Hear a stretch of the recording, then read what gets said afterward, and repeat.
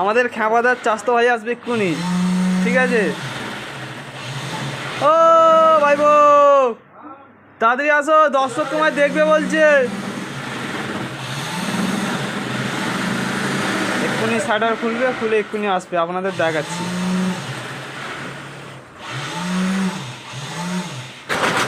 এই দেখো খ্যাপাদার এসে গেছে, খ্যাপাদার চাস্তো ভাই। কোথায় গেছিলে? হ্যাঁ, কোথায় গেছিলে?